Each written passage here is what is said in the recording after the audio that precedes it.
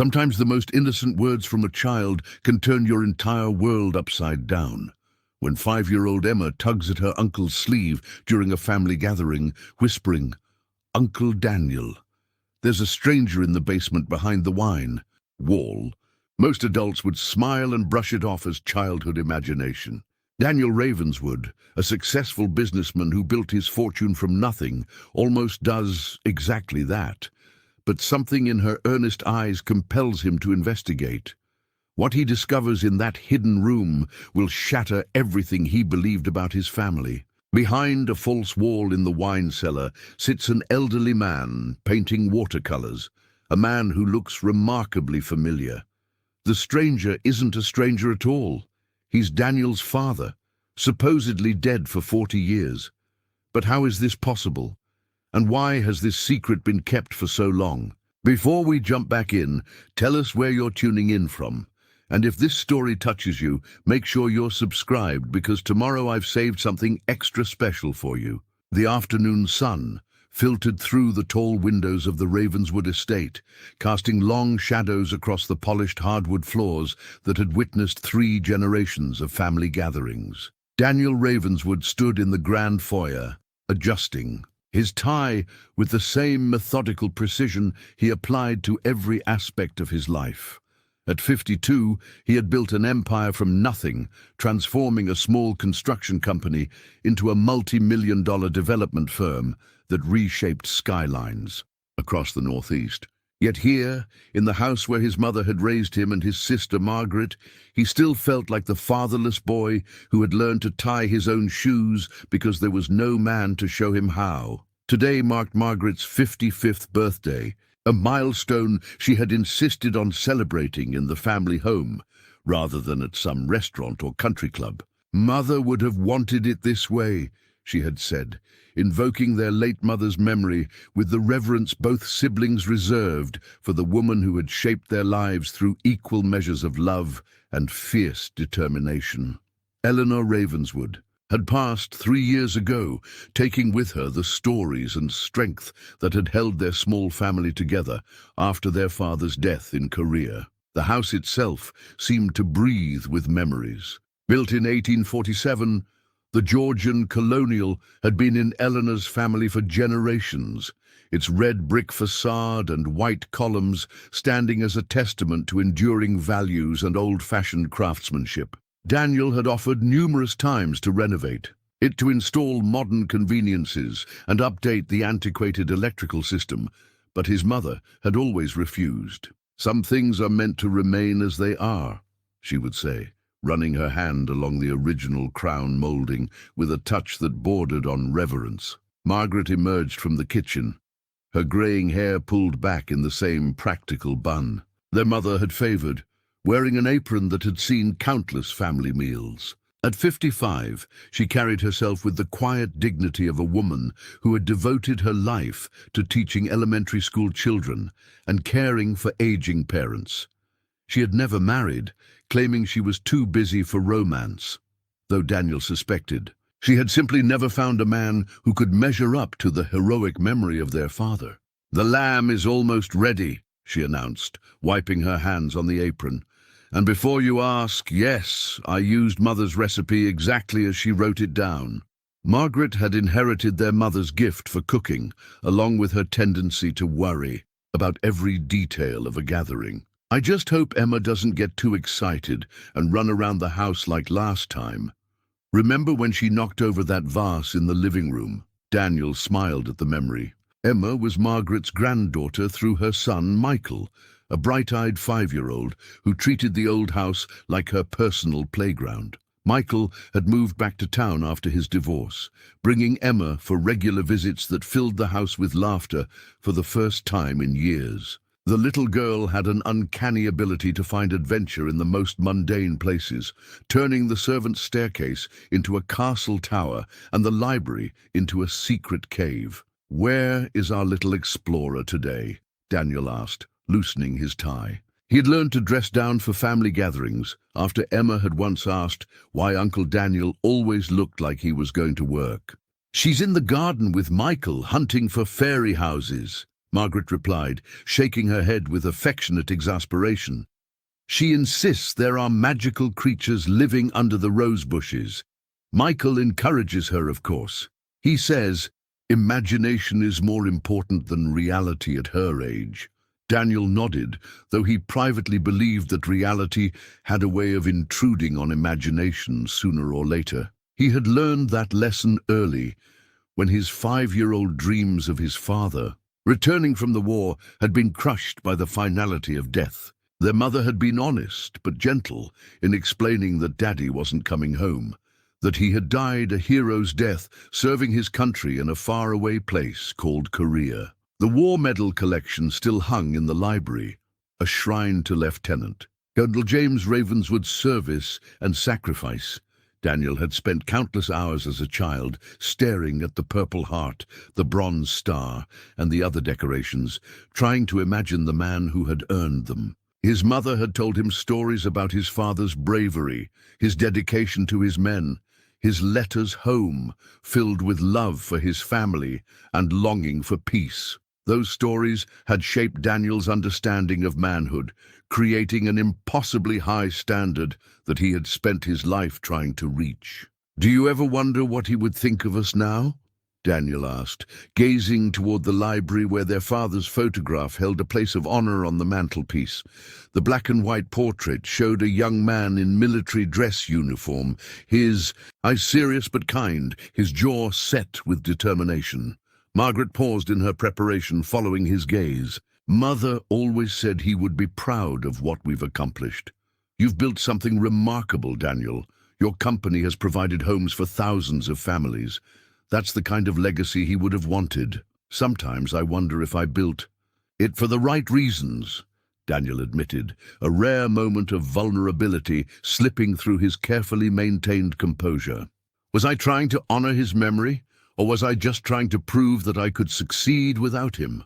Before Margaret could answer, the front door burst open with the enthusiasm that only a 5-year-old could muster. Emma bounded into the foyer, her blonde curls bouncing, her dress already showing evidence of her garden adventures. Dirt smudged her cheek, and she clutched a small bouquet of dandelions as if they were the most precious flowers in the world. "Uncle Daniel!" she exclaimed, throwing her arms around his legs with the uninhibited affection of childhood. "I found the most beautiful flowers for Aunt Margaret's birthday, and guess what? I think I saw a fairy door under the big oak tree." Michael followed more sedately, his own clothes bearing evidence of their outdoor exploration.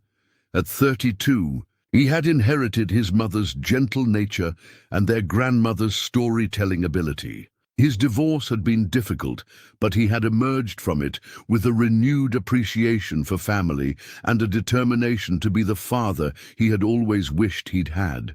"Emma discovered an entire fairy village out there," Michael said, winking at Daniel, "complete with tiny houses and a mailbox. She's convinced they're preparing for a grand celebration." "A celebration for what?" Margaret asked, accepting Emma's dandelion bouquet with the same grace she would have shown for a dozen roses. "For bringing families together," Emma said with the matter-of-fact certainty of childhood. "The fairies told me that's the most important magic of all." Daniel felt a familiar pang at the child's innocent wisdom. Family had always been a complex concept for him, defined more by absence than presence. His mother had been everything to him and Margaret: protector, provider, source of strength and comfort. But there had always been an empty space at the dinner table, a missing voice in family conversations, a father-shaped hole that no amount of success or achievement could fill. As the afternoon wore on and more family members arrived, cousins, aunts, uncles, and family friends who had been part of their lives for decades, Daniel found himself observing the gathering with a mixture of contentment and melancholy. These people represented continuity, the threads that wove together the tapestry of family history. Yet he couldn't shake the feeling that something essential was missing, that their celebrations were somehow incomplete without the presence of the man whose sacrifice had made their prosperity possible. The house itself seemed to participate. In the gathering, its rooms opening to accommodate the growing crowd, its walls echoing with laughter and conversation. Daniel noticed details he had overlooked before. The way the afternoon light fell across the dining room table, creating patterns that seemed to dance with the voices of his family. The subtle creaks and sighs of the old house settling into evening. The faint scent of his mother's favorite perfume that still seemed to linger in the hallways. As he helped Margaret serve dinner, Daniel caught sight of Emma playing quietly in the corner, arranging her dolls in what appeared to be a family circle. She had given each doll a specific role and was conducting an elaborate conversation between them, her voice changing to match each character. There was something poignant about her solitary play, a child's attempt to create the perfect family scenario that real life rarely provided. "She's quite the storyteller," Margaret observed, following his gaze. "Yesterday, she told me about a dream where she met a grandpa who lived in a secret room and painted pictures of angels. Her imagination is remarkable." Daniel smiled, remembering his own childhood fantasies about his father. Children had a way of filling empty spaces with hope and wonder, creating stories that made sense of the inexplicable gaps in their world. Emma's generation would grow up with different challenges and different dreams, but the fundamental need for family connection remained constant across all generations. As the evening shadows lengthened and the birthday celebration continued around him, Daniel felt a deep sense of gratitude for the family he had, even as he mourned the family he had lost. The missing father would always be a part of their story, his absence as significant as anyone's presence. But perhaps that was enough. Perhaps the love and sacrifice of those who remained could honor the memory of those who were gone. He had no way of knowing that within the next hour, everything he believed about his family, his father, and his own identity would be turned completely upside down by the innocent words of a 5-year-old girl who saw the world with eyes unclouded by adult assumptions about what was possible and what was not. The dinner dishes had been cleared away, and the family had scattered throughout the house in the comfortable way that only comes with deep familiarity. Some gathered in the living room around the piano, where Margaret's voice led them through old songs their mother had loved, while others wandered onto the back porch to enjoy the cool evening air. Daniel found himself drawn to the library, seeking a few moments of quiet reflection among the books and memories that had shaped his childhood. He was examining his father's medal collection, as he had done countless times before, when Emma appeared beside him with the silent suddenness that only children possess. Her earlier exuberance had given way to a more thoughtful mood, and she stood studying the photographs and military decorations with unusual solemnity for a 5-year-old. "Uncle." "Daniel," she said, her voice barely above a whisper, "can I tell you a secret?" Daniel knelt down to her level, struck by the serious expression on her small face. "Of course, sweetheart. What kind of secret?" Emma glanced around the library as if checking for eavesdroppers, then leaned closer to him. Her breath smelled of birthday cake and milk, and her eyes held that peculiar intensity that children sometimes displayed when they were trying to convey something important to the adult world. "There's a stranger in the basement," she whispered, her words so soft that Daniel had to strain to hear them. "Behind the wine wall. He's really nice, and he paints pretty pictures, but I don't think anyone knows he's there." Daniel's first instinct was to smile at what was obviously another of Emma's imaginative games. The child had spent the afternoon discovering fairy houses and magical creatures. Now she had apparently invented a mysterious basement dweller to add to her collection of fantastic friends. But something in her earnest expression gave him pause. "A stranger, Emma? Are you sure you didn't just see shadows or maybe some old furniture covered with sheets?" She shook her head emphatically. "No, Uncle Daniel, he's a real person. He has white hair and kind eyes, and he was painting a picture of flowers when I saw him. He looked sad, but he smiled at me and put his finger to his lips like this." She demonstrated the gesture for silence. "I think he's lonely." A chill ran down Daniel's spine, though he couldn't quite explain why. The basement of the old house was primarily used for storage and housed his mother's wine collection, a hobby she had taken up in her later years. He had been down there countless times and had never seen anything unusual, certainly nothing that would spark Emma's vivid description. "Emma, when did you see this person?" "Today, when I was playing hide-and-seek with the fairies. I found a secret door behind the wine bottles, and there was a whole room I'd never seen before. The man was sitting at a little table with paints and brushes, just like the art teacher at my school." Daniel felt his rational mind struggling to process her words. Children often confused dreams with reality, mixed up stories they had heard with things they had seen. Yet Emma's description had a specificity that troubled him. She had mentioned details, the white hair, the painting supplies, the hidden room, that seemed too elaborate for simple imagination. "Show me," he heard himself saying, the words emerging before his conscious mind had fully decided to investigate. Emma's face lit up with relief, as if she had been hoping someone would finally take her seriously. "Really? You'll come see?" "He seemed so lonely, Uncle Daniel. Maybe if more people knew about him, he wouldn't be sad anymore." They made their way through the house quietly, Emma leading with the confidence of someone who had already made this journey. The sounds of family conversation and laughter grew fainter as they descended the narrow stairs to the basement, Daniel's footsteps echoing hollowly on the wooden steps. The basement smelled of old wood and wine corks, familiar scents that had never seemed ominous before. Emma navigated through the storage areas with surprising certainty, past stacks of Christmas decorations and boxes of childhood memorabilia that their mother had never been able to discard.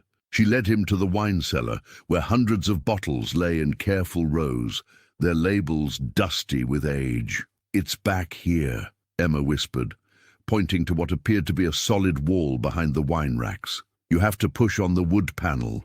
"That's different from the others." Daniel examined the wall more closely, running his hands along the wooden paneling. At first, everything seemed uniform, but then his fingers found a section that yielded slightly under pressure. There was indeed a mechanism here, expertly concealed, but functional. His heart began to pound as he applied more pressure, and a section of the wall swung inward on hidden hinges, revealing a narrow corridor beyond. "I told you," Emma whispered triumphantly, but her voice seemed to come from very far away. Daniel stepped through the opening, Emma close behind him, and found himself in a space that defied everything he thought he knew about his family home.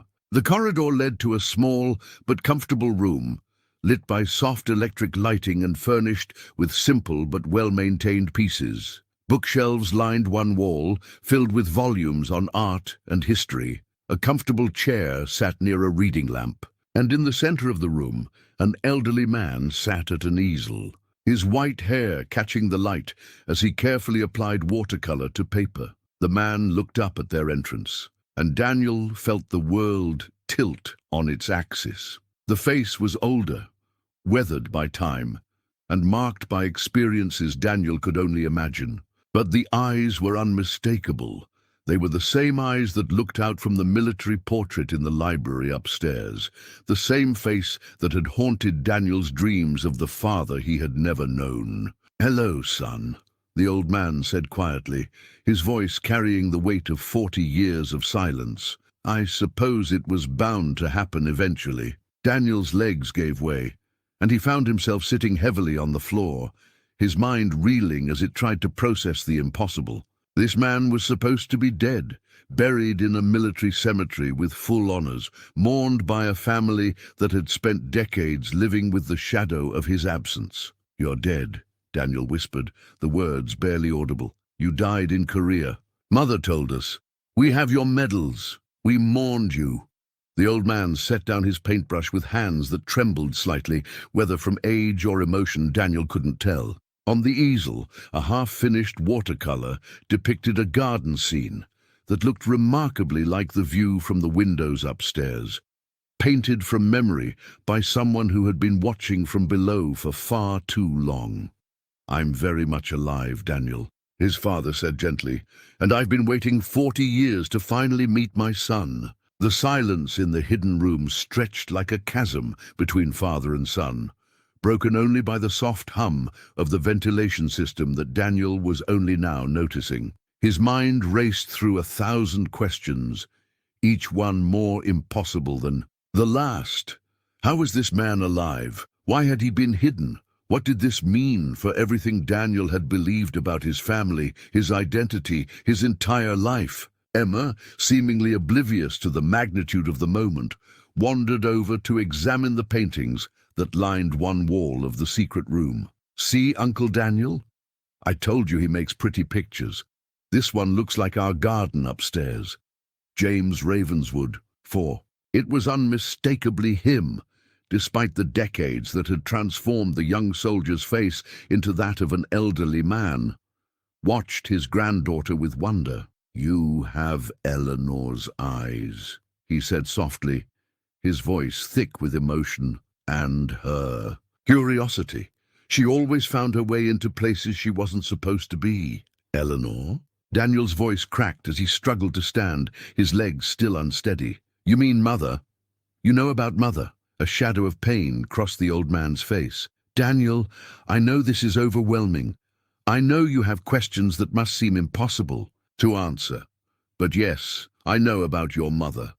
I've known about everything. Your graduation from college, your business success, Margaret's teaching career, Michael's birth, his divorce, Emma's arrival in our lives. I've watched from the shadows for 40 years.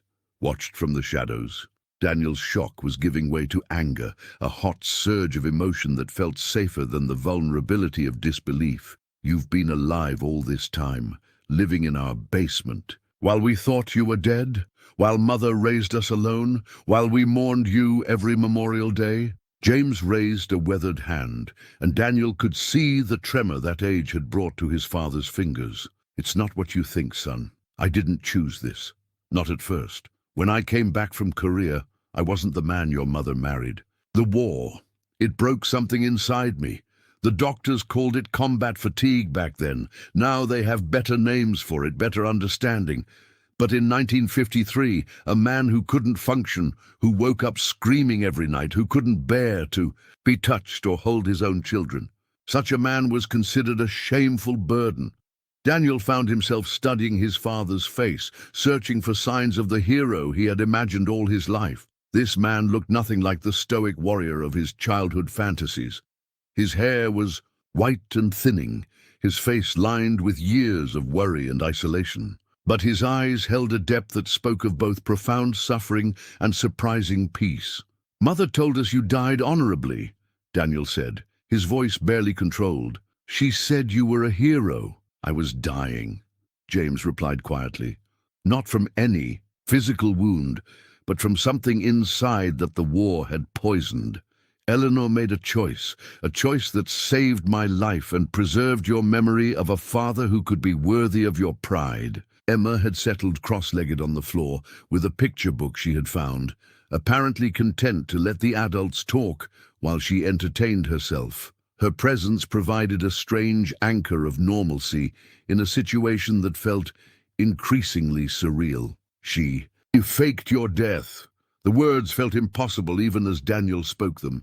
"Our mother, the most honest woman I've ever known, created an elaborate lie that lasted 40 years. James nodded slowly. "She was a nurse during the war, before we married. She understood things about trauma and healing that most people didn't. When I came home broken, unable to sleep, unable to function as a husband and father, she saw what the future held.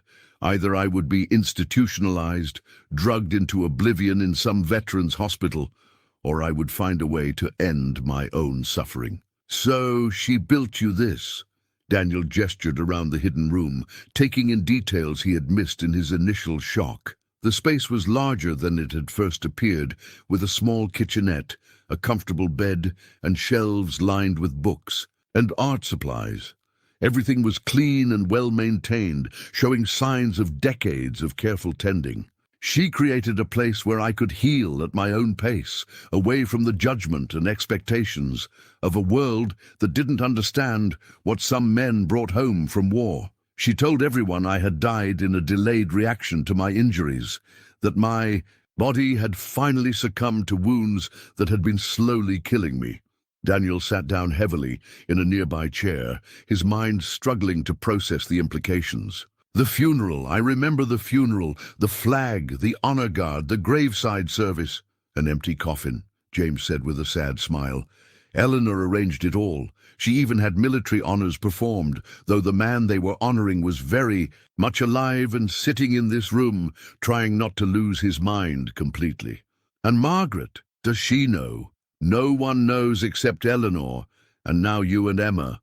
Margaret grew up believing exactly what you did. It was safer that way, cleaner. Children can't reveal secrets they don't possess. The sound of footsteps on the basement stairs interrupted their conversation. Margaret's voice drifted down, calling for Emma. Emma, sweetie, where did you disappear? Untu, Michael's looking for you? Emma looked up from her book with the uncomplicated logic of childhood. Should I tell Aunt Margaret about the nice man? Both Daniel and James spoke simultaneously. No, this has to stay our secret for now, Daniel said quickly, though he had no idea how to manage this revelation or what it meant for his family. Can you do that, Emma? Can you keep this just between us? Emma nodded solemnly, apparently understanding that this was one of those adult situations that required special discretion. Like a fairy secret, she agreed. Margaret's footsteps were getting closer. Daniel realized he needed to get Emma upstairs before his sister discovered them, but he couldn't bear to leave his father alone again, not after 40 years of separation. I have to go, he said urgently, but I'm coming back. We need to talk about this. We need to figure out what happens now. James reached into a small wooden box beside his easel and pulled out a leather-bound journal, its pages yellowed with age. This belonged to your mother. She wrote in it every day, documenting everything about our life down here, about watching you and Margaret grow up, about the choices she made and why she made them.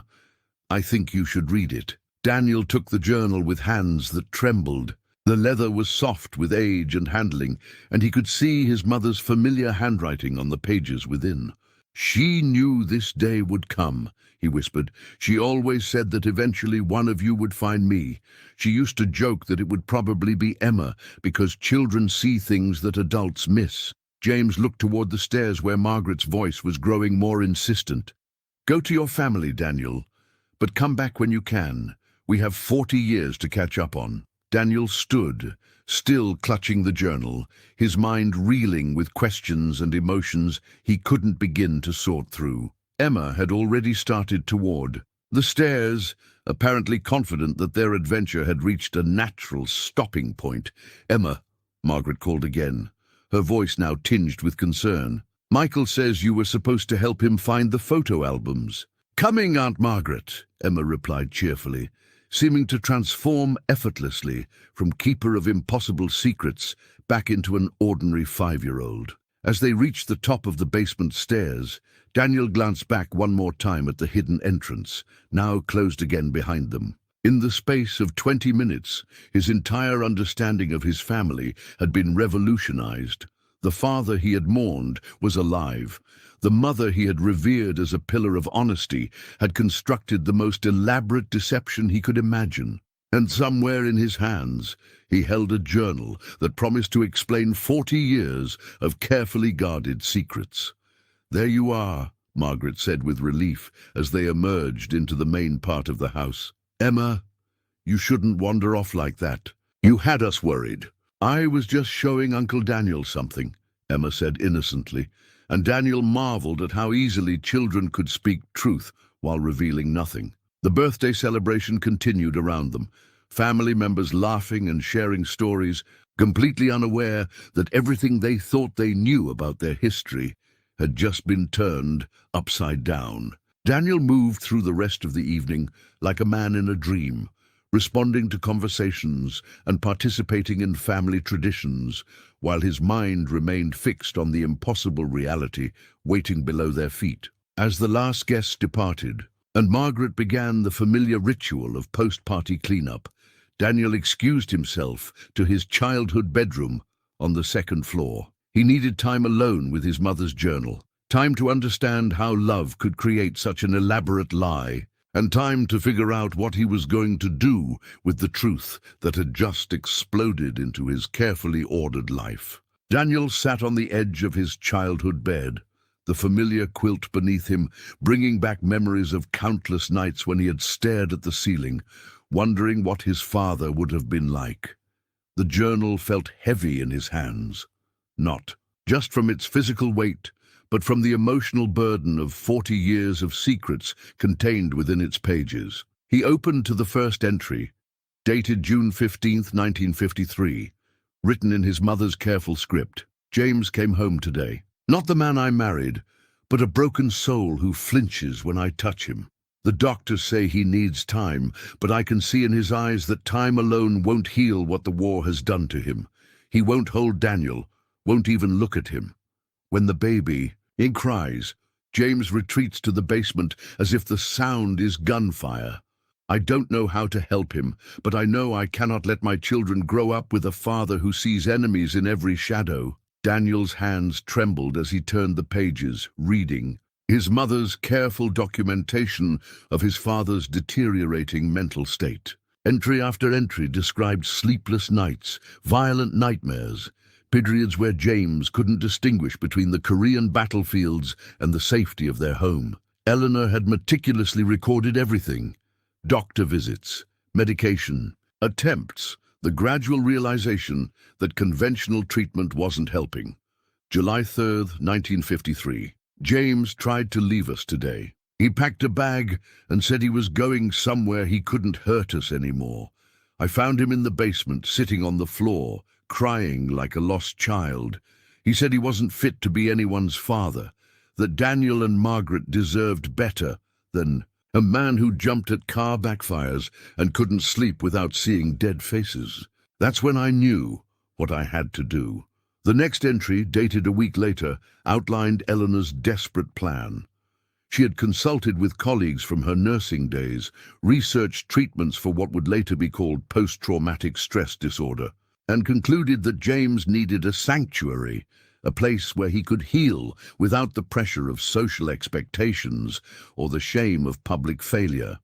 July 10th, 1953. I've told everyone that James's war injuries have taken a turn for the worse. Mrs. Henderson from down the street brought casseroles and offered to help with the children. The whole neighborhood is preparing for the inevitable.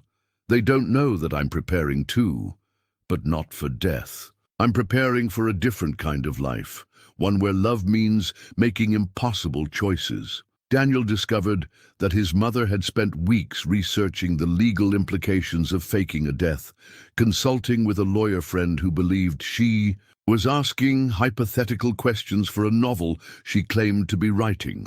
She had learned about death certificates, funeral procedures, and inheritance laws. Most importantly, she had figured out how to create a space in their home where someone could live undetected.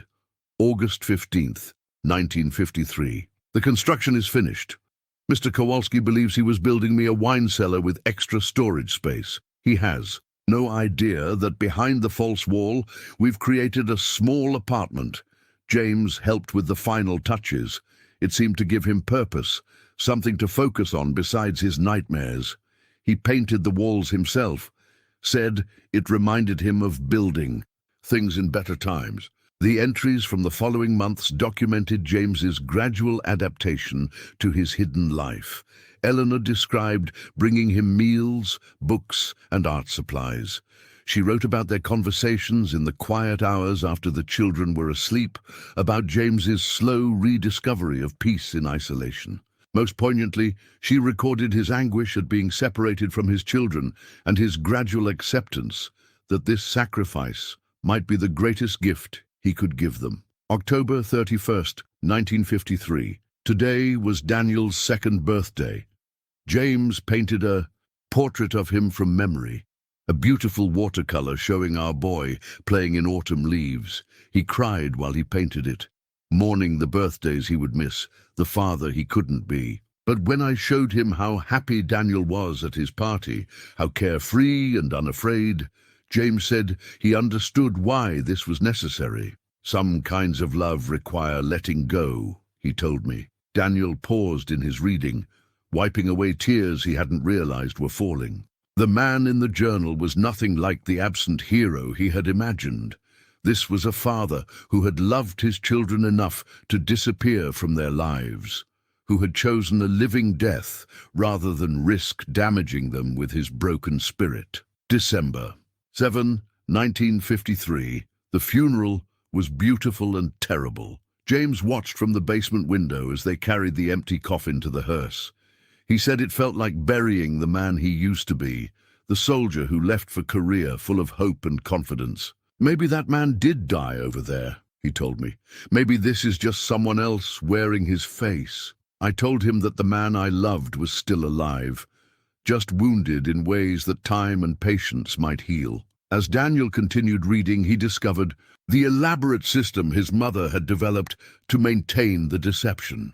She'd created believable explanations for her widowhood, cultivated relationships with other military families who understood loss, and carefully managed every detail that might expose the truth. She had even established a grave site, visiting it regularly to maintain the appearance of mourning while secretly tending to the very much alive man in their basement. March 22nd, 1955. Margaret asked me today why Daddy had to die. I told her that sometimes good men are called to heaven early because God needs them for special work. She accepted this with the faith of a 4-year-old, but I see Daniel watching me sometimes with questions in his eyes. He's too young to understand, but old enough to sense that something doesn't fit together quite right. The journal revealed how James had adapted to his underground existence, developing routines and finding purpose in small ways. Eleanor wrote about his growing interest in art, how painting seemed to calm his mind in ways that medicine couldn't. She described watching him create beautiful landscapes from memory, portraits of family members he could only observe from hiding, abstract pieces that expressed emotions he couldn't voice. June 1st, 1958. James has been painting for 5 years now, and his work has become remarkable. He captures light and shadow with an intuitive understanding that amazes me. Yesterday, he completed a series showing the children's growth, Daniel at 7, Margaret at 6.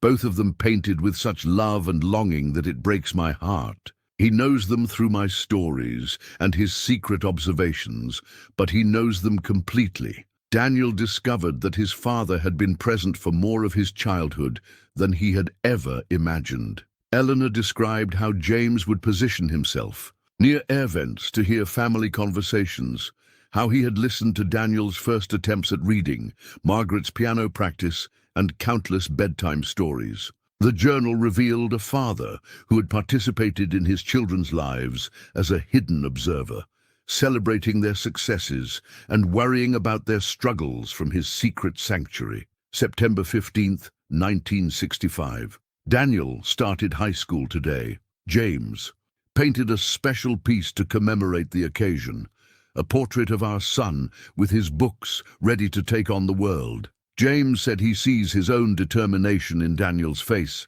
but tempered with kindness. He's going to be a better man than I ever was, he told me. I reminded him that being a good man isn't about being unbroken.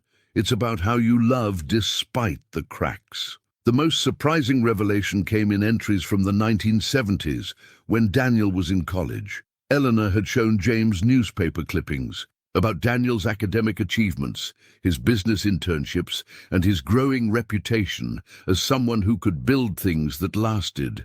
James had created an entire wall of artwork celebrating his son's accomplishments, a secret gallery that Eleanor visited whenever she needed to remember why their sacrifice had been worthwhile. May 20th, 1978. Daniel graduated from college today. James and I watched from the basement window as he walked across the stage.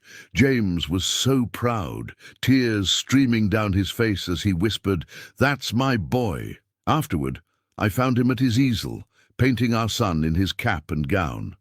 He's planning an entire series about Daniel's future, imagining the man he'll become, the family he'll build, the legacy he'll create. As Daniel read about his father's hidden pride in his achievements, he felt a complex mixture of gratitude and loss. This man had been rooting for him from the shadows, celebrating every success and worrying about every challenge.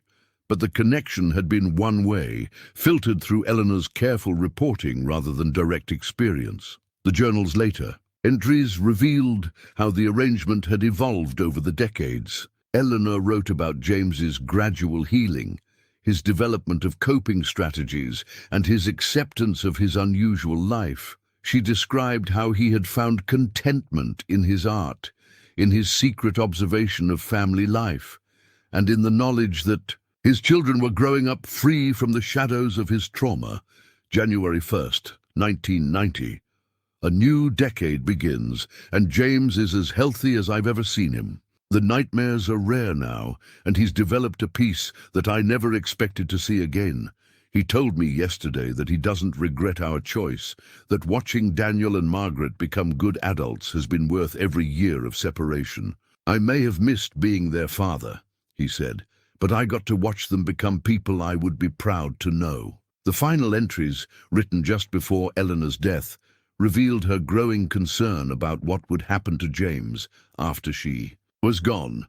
She had considered revealing the truth, but worried about the impact on her children. In the end, she had chosen to leave the decision to fate, trusting that love would find a way to bring the truth to light when the time was right. My last entry. If someone is reading this, it means the secret has finally been revealed. I pray that whoever discovers James will understand the choices we made, the love that motivated every deception. We didn't lie to hurt anyone. We lied to protect everyone, including the broken man who needed time to find his way back to himself. James is ready now for whatever comes next. The question is whether our family is ready for him. Daniel closed the journal and sat in the darkness of his childhood room, his mind reeling from the revelations contained within its pages. The man he had mourned his entire life had been watching him grow up, celebrating his achievements from the shadows, loving him from a distance that now seemed both heartbreaking and profound. But as he prepared to return the journal to its place downstairs, a folded paper fell from between the back pages, fluttering to the floor like a leaf in autumn wind. He picked up the document, recognizing it immediately as a birth certificate. But as his eyes adjusted to the dim light and he read the details, his breath caught in his throat. The certificate was dated April 3rd, 1954, nearly a year after his father's supposed death. The mother's name was listed as Eleanor Margaret Ravenswood. The father's name, in his mother's careful handwriting, was listed as James William Ravenswood. The child's name was Thomas James Ravenswood. Daniel stared at the certificate, his hands shaking as the implications crashed over him like a cold wave. His mother had given birth to another child after his father's death, a child who would have been conceived during those early months when James was supposedly adjusting to his hidden life in the basement. This meant Daniel had a brother he had never known existed, a sibling born into the most impossible circumstances imaginable. His mind raced back through the journal entries, searching for any mention of another pregnancy, another child. He found references to doctor visits that he had assumed were routine checkups, mentions of difficult decisions that now took on entirely new meaning. Eleanor had been pregnant while orchestrating her husband's fake death, carrying a child who would be born into a world where his father was legally dead. Daniel stumbled down the stairs, his need for answers overwhelming his concern about waking the household. He found his way back to the hidden entrance, his hands working the mechanism with newfound urgency. The corridor seemed longer this time, each step echoing with the weight of this new revelation. James was still awake, sitting in his chair with a book in his lap, as if he had been expecting Daniel's return. He looked up with eyes that held both sadness and resignation, the expression of a man who knew that all secrets eventually surface. "You found it," James said simply, noticing the birth certificate in Daniel's trembling hands. "Thomas," Daniel whispered, sinking into the nearby chair. "I have a brother named Thomas." James nodded slowly, setting aside his book. "Your mother called him Tommy when he was small. He had your eyes and Margaret's stubborn streak. She loved him fiercely, but she knew from the moment he was born that keeping him would be impossible." "Where is he?" Daniel's voice was barely audible. "What happened to him?" "Eleanor arranged for his adoption through the Catholic charities. She told them she was a war widow who couldn't afford to raise another child. It wasn't entirely a lie. She was supporting 3 people on a nurse's salary, keeping up the pretense of normal widowhood while secretly caring for me." James reached into another drawer and pulled out a manila envelope, its contents carefully preserved despite the decades. She kept everything: adoption papers, letters from the agency, updates when they were allowed. The family that took him were good people, the Andersons. They lived in Connecticut, had been trying to have children for years. Daniel opened the envelope with hands that wouldn't stop shaking. Inside were photographs, a baby with familiar features, then a young boy with Daniel's dark hair and serious expression. School pictures showed Thomas at various ages, formal portraits that captured milestones his birth family had missed entirely. "She followed his life?" Daniel asked, studying. "A high school graduation photo that showed a young man who looked remarkably like Daniel had at the same age. As much as she could without interfering. The Andersons sent updates for the first few years, then sporadic letters when Thomas achieved something significant. Eleanor learned he was athletic, academically gifted, and had inherited our family's tendency towards stubbornness. He played baseball in college, studied engineering, married a teacher named Sarah. He's married." Daniel looked up from the photographs, struggling to process that he had a brother living a complete life somewhere in the world, was married. "The last letter we received was about 10 years ago, when Sarah passed away from cancer." Thomas was devastated, according to the mutual friend who wrote to update us. He never remarried, threw himself into his work instead. James pulled out one final document from the envelope, a letter postmarked just 2 years earlier, addressed to Eleanor Ravenswood. "This came after your mother died. Thomas had been searching for his birth family. He hired a private investigator who traced the adoption records back to Eleanor." Daniel read the letter with growing amazement. Thomas had written with the careful formality of someone unsure of his reception, explaining that he had always wondered about his origins and hoped to learn something about his birth parents. He included his contact information and photographs of himself as an adult, a successful civil engineer who had designed bridges and buildings across New England. "Mother never responded," Daniel said.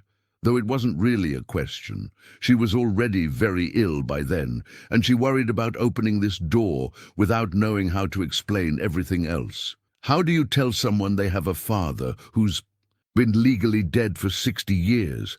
How do you explain that their birth was part of an elaborate deception that protected a family secret?" "So he's still out there, still wondering?" James nodded. "Thomas Anderson, he kept his adoptive name, lives in Hartford. He's 59 years old, which makes him your younger brother by about 18 months.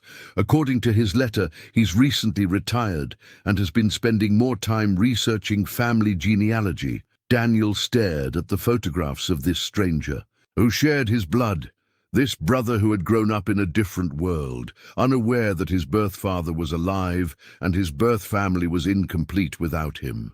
The revelation added another layer of complexity to an already overwhelming situation. Does he know about me? About Margaret? The adoption records would have mentioned that Eleanor had other children, but he wouldn't know your names or anything about your lives. To him, you're as much a mystery as he is to you. Daniel felt the weight of responsibility settling on his shoulders. Finding his father alive had been shocking enough, but discovering he had a brother changed everything. This wasn't just about reuniting with a parent. It was about reuniting a family that had been scattered by circumstances and secrets for more than half a century. "We have to tell him," Daniel said, though he had no idea how to begin such an impossible conversation. "That's your decision now," James replied gently. "I gave up the right to make choices about my children's lives 40 years ago. But if you decide to reach out to Thomas, you should know that he's been searching for us just as earnestly as we've been thinking about him." Daniel spent the next 3 days in a state of controlled chaos, his normally ordered life upended by the weight of impossible decisions. He had returned to his apartment in the city, ostensibly to handle urgent business matters, but in reality, to gain enough distance from the family home to think clearly about what he had discovered. The birth certificate and Thomas's letter lay spread across his dining room table like pieces of a puzzle he wasn't sure he was brave enough to solve. On Tuesday morning, he made the call. Thomas Anderson's voice was warm and slightly cautious. When he answered, the tone of a man who had learned to be careful about unexpected phone calls. Daniel had rehearsed this conversation a dozen times, but when the moment came, his carefully planned words abandoned him entirely. "Mr. Anderson, my name is Daniel Ravenswood. I believe you wrote a letter to my mother, Eleanor, about 2 years ago." The silence on the other end of the line stretched long enough that Daniel wondered if the connection had been lost. When Thomas finally spoke, his voice carried a tremor of barely contained emotion. "Eleanor Ravenswood was your mother? Then you're my brother." "Yes," Daniel said simply, and felt something shift in his chest, a settling of pieces that had been out of alignment his entire life. "I'm your older brother. And Thomas, there are things you need to know about our family that are going to sound impossible." They talked for nearly 2 hours, Daniel carefully laying out the extraordinary circumstances of Thomas's birth and the secret that had shaped both their lives. Thomas listened with the patience of someone who had waited decades for answers, asking thoughtful questions and occasionally letting out soft exclamations of disbelief. "Our father is alive," Thomas repeated, as if saying the words might help him believe them. "He's been living in the basement of our family home for 70 years. 69 years, Daniel corrected gently. "And Thomas, he wants to meet you. He's wanted to meet you since the day you were born. I've driven past that house," Thomas said, his voice filled with wonder. "When I was researching our family history, I found the address and drove by several times. I even considered knocking on the door, but I lost my nerve. You're telling me that all those times our father was there just a few feet below ground?" "He painted pictures of you," Daniel said, remembering the artwork James had shown him the night before. "From the photographs Mother saved, from his imagination of who you might become. He has an entire wall dedicated to the son he gave up." Thomas was quiet for a long moment. When he spoke again, his voice was thick with emotion. "I always felt like something was missing, even though the Andersons were wonderful parents who loved me completely. There was just this sense that somewhere there were people who shared my blood, who might understand parts of me that I couldn't explain to anyone else." "Will you come?" Daniel asked. "Will you meet him?" "Yes," Thomas said, without hesitation. "When?" "This weekend. I'll arrange everything. But Thomas, there's something else you should know. Our sister Margaret doesn't know about any of this yet. Not about Father being alive, not about you existing. I need to tell her first. Prepare her." "I have a sister too?" Thomas's voice carried a note of amazement that made Daniel smile despite the gravity of the situation. "Margaret is 55, a retired teacher. She has a son, Michael, and a granddaughter, Emma. Emma is actually the one who discovered Father's hiding place. She's 5 years old and sees the world with the kind of clarity that adults lose somewhere along the way." Thursday evening found Daniel back at the family home, sitting across from Margaret in the living room where they had played as children. He had called ahead, asking if they could have dinner together, just the two of them. Margaret had seemed pleased by the request, unaware that her brother was about to turn her world upside down. "Margaret," he began carefully, Do you remember how we used to wonder what father was really like? How we used to make up stories about him when we were children? Of course, she replied, settling back in her chair with a cup of tea. You always imagined he would have taught you to play baseball and fix cars. I used to think he would have helped me with my math homework and told me bedtime stories about princesses and dragons. What if I told you that you could still find out what he was really like? Margaret's expression shifted from fond reminiscence to concern. Daniel, what's going on? You've been acting strange ever since my birthday party. Michael noticed it. Too, he said you seemed distracted during dinner.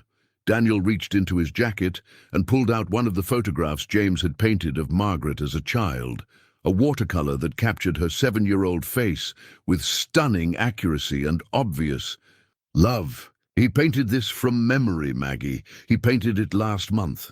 Margaret stared at the painting, her face going pale as she recognized her own childhood features. That's impossible. Who could have painted this? Who would even remember what I looked like at that age? Someone who watched you grow up, Daniel said gently. Someone who loved you from a distance and celebrated every milestone even though he couldn't be there to share them with you. The conversation that followed was even more difficult than the one with Thomas. Margaret alternated between disbelief, anger, and heartbreak as Daniel revealed the truth about their father's survival and their mother's elaborate deception. She wept for the father she had mourned, raged at the mother who had lied to them, and struggled to understand how such an enormous secret could have been kept for so long. How could she do this to us? Margaret asked through her tears. How could she let us believe he was dead? How could she deprive us of knowing our own father? Because she loved him, Daniel said, though he was still struggling with his own anger about the deception. And because she loved us enough to protect us from something she thought would hurt us more than his absence. And now there's a brother we've never met. His name is Thomas. He's an engineer. He's been searching for us for years, and he's coming here this weekend to meet father, to meet all of us. Margaret sat quietly for several minutes, processing the enormity of what she had learned. Finally, she looked up at Daniel with eyes that held both fear and hope. What's he like? Our father. He's gentle, Daniel said, remembering James's quiet dignity and artistic hands. He's been broken by things we can't imagine, but he's found a kind of peace in his solitude. He paints beautiful pictures, reads constantly, and he knows everything about our lives because Mother told him stories about us every single day. Does he want to see me? He's been waiting 70 years to see you, Maggie. He has portraits of you at every age, painted from photographs and Mother's descriptions. He knows about your teaching career, your dedication to your students, Michael's achievements, Emma's personality. He's been a part of our family all along. We just didn't know it. Margaret wiped her eyes and straightened her shoulders in a gesture that reminded Daniel powerfully of their mother. Then I suppose it's time we became a complete family again. That night, Daniel called Thomas to confirm the weekend meeting. He also called his office to clear his schedule for the following week, knowing that whatever happened during their father's re-emergence into the world would require his full attention. As he made these preparations, Daniel felt the weight of orchestrating something unprecedented, a reunion between 3 generations of men who shared blood but had never shared a conversation, a moment that would either heal decades of separation or open wounds that had been carefully protected by secrecy and sacrifice. Saturday morning arrived with the kind of crystalline clarity that makes ordinary moments feel significant. Daniel stood at the front window of the family home, watching for a car he had never seen carrying a brother he had never met to a reunion. That should have been impossible. Margaret moved through the house with nervous energy, straightening things that were already perfect, preparing refreshments for a gathering that defied every convention of normal family meetings. What if this is too much for him? Margaret asked for the 3rd time, referring to their father's first venture outside his hidden sanctuary in nearly 70 years. What if seeing all of us together overwhelms him? Then we'll take it slowly, Daniel replied, though he shared her concerns. James had agreed to the meeting with quiet determination, but Daniel had seen the tremor in his hands when they discussed bringing his sons together for the first time. Emma burst through the front door with Michael close behind, their arrival bringing a welcome energy that cut through the adult anxiety. The 5-year-old seemed completely untroubled by the extraordinary nature of the day's events, treating the prospect of meeting another uncle with the same enthusiasm she brought to any new adventure. "Is the nice painting man coming upstairs today?" she asked, settling onto the couch with her favorite book. "Yes, sweetheart," Margaret said, kneeling down to Emma's level. "And we're going to meet Uncle Thomas for the first time. He's been looking for our family for a very long time, like how I look for treasure at the beach." "Exactly like that," Daniel said, smiling at the simplicity of a child's understanding. "Sometimes the best treasures are hidden in places we never think to look." At 11 o'clock, a silver sedan pulled into the driveway. Daniel watched as a man emerged from the driver's seat, tall, with graying hair and a bearing that immediately reminded him of their father's military posture. Thomas Anderson paused for a moment, looking up at the house where he had been born, where his birth father had lived in secret for 7 decades. Daniel opened the front door before Thomas could knock, and the two brothers stood facing each other for the first time in their lives. The resemblance was unmistakable, the same dark eyes, the same strong jawline, the same way of holding their shoulders that spoke of inherited dignity. "Daniel," Thomas said, extending his hand, then immediately pulling his brother into an embrace that felt both natural and miraculous. "Welcome home, Thomas," Daniel replied, surprised by the emotion in his own voice. Margaret joined them in the foyer, her teacher's warmth immediately putting Thomas at ease as she hugged him with the fierce affection of a sister reclaiming a lost family member. Michael and Emma were introduced, completing the circle of relatives Thomas had never imagined existed. "Before we go downstairs," Daniel said, "there's something you should understand. Father has been preparing for this moment for 2 days, but he's also terrified. He's spent 70 years believing he made the right choice in staying hidden. But seeing you will force him to confront everything he gave up." Thomas nodded solemnly. "I've been thinking about this since you called. I can't imagine the courage it took for him to survive what he survived, or for our mother to make the choices she made.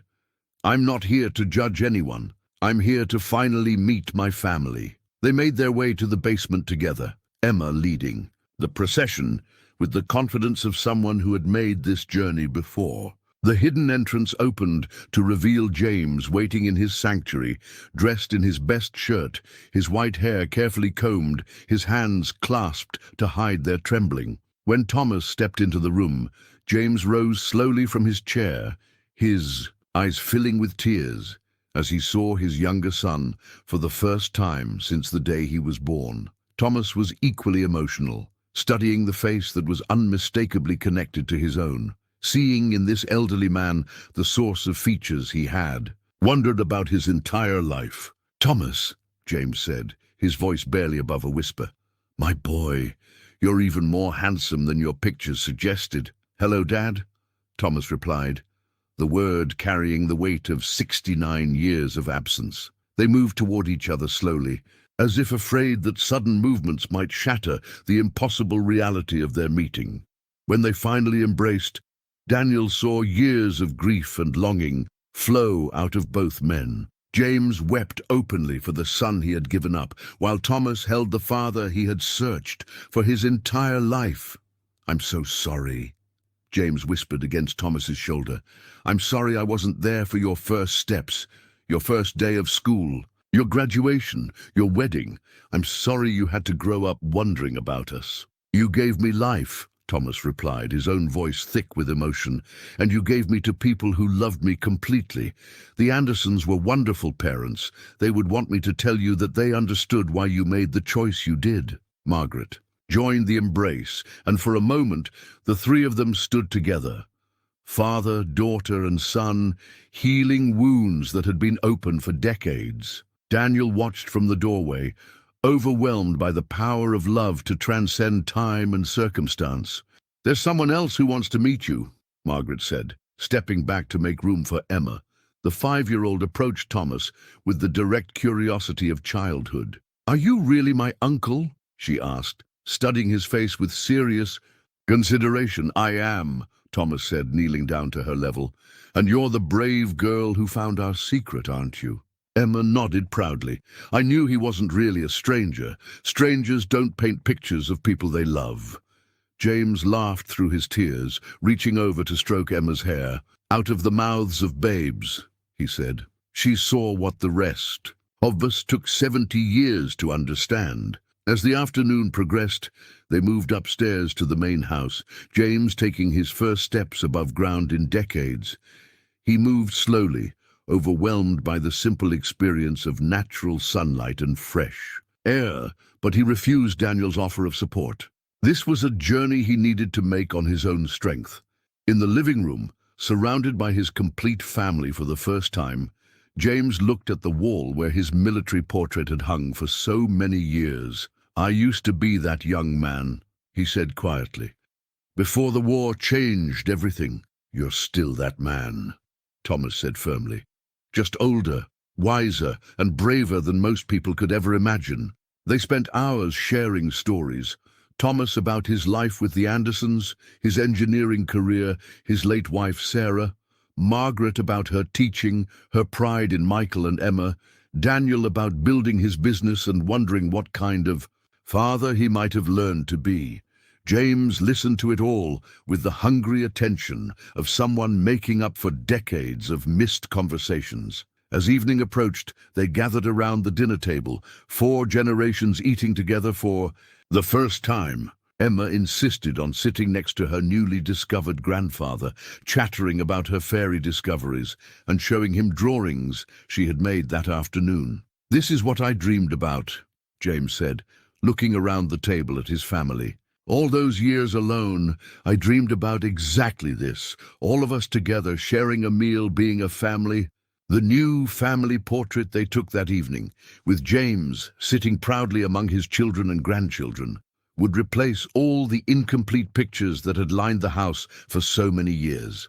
In that photograph, taken by the camera's timer, as they all gathered close together, Emma's simple words proved prophetic. They had indeed discovered the most important magic of all, the power of love to bring families home. 6 months later, the sound of laughter drifted from the bright art studio Daniel had built in the converted sunroom of the family home. James stood at a large easel, his weathered hands steady as he guided Emma through her first watercolor lesson, both of them wearing paint-splattered aprons and sharing the concentrated focus that comes with creating something beautiful. "Remember, sweetheart," James said gently, "the water is your friend. Let it carry the color where it wants to go, and trust that it knows the way." Emma nodded seriously, her small brush loaded with blue paint as she attempted to capture the garden scene visible through the studio's large windows. "Like how you trusted the water to carry you home to us, Grandpa." James paused in his own painting, a landscape that somehow managed to capture not just the visual beauty of the scene before them, but the emotional weight of a man finally experiencing life above ground. Exactly like that, little one. The studio had become the heart of the house in ways Daniel had never expected. Thomas visited every other weekend, driving up from Hartford to spend time with the father he was still getting to know, and the siblings who felt both familiar and wonderfully new. Margaret had retired early to help manage James's gradual reintegration into a world that had changed dramatically during his decades of isolation. "The gallery opening is next month," Daniel said, entering the studio with coffee for his father. "And juice for Emma. The curator says there's already significant interest in your work." James nodded, though he still seemed amazed that anyone would want to exhibit paintings created in a basement hideaway. 40 years of secret art, he mused. "I never imagined it would see the light of day." The exhibition, titled Hidden Light, A Journey Through Shadow to Sun, would showcase James's complete artistic evolution from his early dark pieces reflecting his war trauma to his recent bright studies of family life and natural beauty. The proceeds would go to a foundation Daniel had established to support veterans dealing with PTSD, ensuring that his father's story would help other families navigate their own difficult journeys. Uncle Thomas called this morning, Margaret announced, joining them with her own cup of tea. He's bringing someone to Sunday dinner. Someone? Daniel raised an eyebrow. A woman named Catherine. He's been seeing her for a few months, apparently. She's a librarian who specializes in genealogy research. They met when he was still trying to trace our family history. James smiled at this news. Love has a way of arriving when we stop looking for it and start living our lives. Sunday dinners had become a sacred tradition, the entire family gathering around the table that no longer had empty chairs. Even Michael had started bringing Emma more frequently, saying that his daughter needed to know her grandfather's stories and learn about the kind of courage that doesn't always look heroic from the outside. Emma finished her painting with a flourish, holding it up for everyone to admire. The garden scene was recognizable despite her 5-year-old technique, but what made Daniel catch his breath was the small figure she had added to the scene, an elderly man sitting peacefully among the flowers, finally able to enjoy the beauty. He had observed from hiding for so long. It's perfect, James told her, and meant it completely. As the afternoon sun streamed through the studio windows, illuminating 3 generations working side by side, Daniel reflected on the journey that had brought them to this moment.